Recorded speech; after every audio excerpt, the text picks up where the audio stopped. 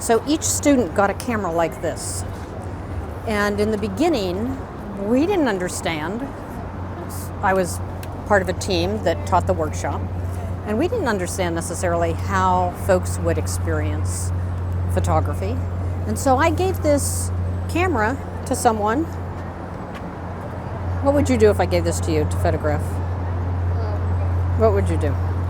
Here's your camera. It's your turn. Oh. Yeah, you can take it. Sorry. But what would you do with this? Put it on my neck. Do it. Fabulous. Okay, it took the first young man 3 days to do that. 3 days. Because of his sensory issues. He didn't want that strap around his neck. It was uncomfortable. It was weird. It was, agitating. But eventually, we realized we need super patience. And we need to listen more closely, and we needed to pay attention, and we needed to honor the way these young folks see the world, because it's different. So the camera is set up, you can keep it and pass it around. The camera is set up so that you can trigger, excuse me, let's turn it on again. You trigger from the back, so that's taking a picture. Oh. Yeah, so take a few photographs and then pass it around. Everyone take a few photos. So it's set up so that you can trigger while looking at the image. And we ask each student to photograph, what do you care about? Think about what you care about. They may not be able to communicate with spoken language, but they're communicating this way. So we saw from Isha, for instance, that she loved this. These are the snacks that she loves. This is the game that she loves. This is the image from inside her house to her street. So each child, each student photographed from their own perspective. So you would see any given thing differently than I see it, right? We grew up different. We're just different. And that's okay. But we also have this commonality that we are humans. And we need to appreciate each other. I hope you're reading their thoughts, because each student typed on an iPad, typed their thoughts that they wanted to contribute.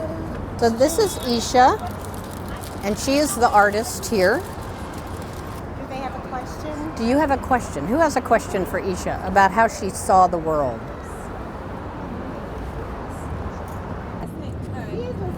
I saw that you took a picture of the street. What about that sort of? Okay, go ahead. Are you answering that?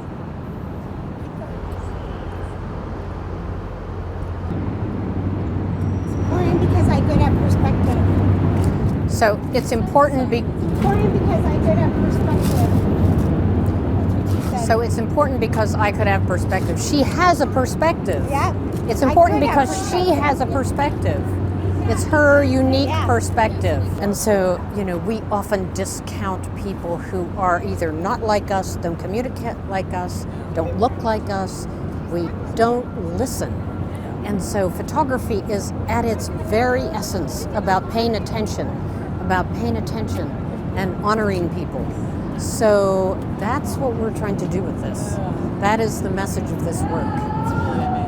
Does anyone have any more questions about this project, or living on the autism spectrum, or being a woman with a camera, which you are? You're women with cameras, right? We need more women with cameras and voices. Make no mistake how important that is. How long have you spent working with Isha? I've probably known Isha maybe a couple years. And did it take, what was her first reaction to the camera? Probably not necessarily to touch it, but as you can see, she has some behaviors that are, like explosive energy. And so I was wondering if it would calm her. Because as I said, it's about focus. Mm-hmm. Photography is about focus. And so we did start to photograph together. And then her mom got interested in it. So then I left this camera with her, and she and her mom went out to photograph. And this is a very nice camera. Yeah. This is much nicer than the cameras we have at school, but that's a great So, but it's just metal and glass, Yeah. and so if something happens to it, c'est la vie, yeah, you know. Yeah. And the most important thing is that it's in her hand, it's in their hand, it's interesting for their relationship, it's a bonding experience.